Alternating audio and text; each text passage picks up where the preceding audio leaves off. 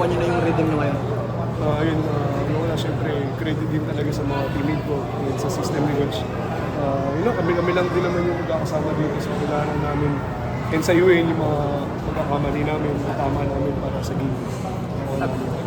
Sabi niyo nga parang kayo lang. Pero ikaw kasi parang at least nung Phoenix game, tumataas yung assist numbers mo. Parang may conscious effort on your part na yun nga, mas more maging facilitator this time. Sumusunod lang din naman ako sa kung ano yung sistema ng mga coaches. So, every time na may chance na maibigay sa afterward. Parang sabi rin kasi ni Coach Cheng, parang tinatry ka nga rin na lang gawing more of a point guard this time dahil nga wala na si Mamu. Paano mo lang in-embrace yung ganong role na binibigay sa'yo? Yun nga, dahil wala na si Mamu. Challenge din sa akin yun, pero kailangan ko rin mag-improve. So malaking tulong din yun yung binibigay sa akin yung coaching na role. Kailangan ko lang din yung kailangan ko yung trabaho.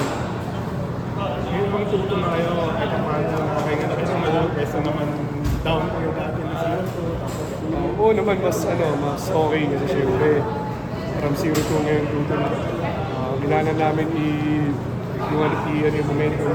Kailangan pa namin igitan yung aggressiveness namin, yung effort namin para makuha pa namin.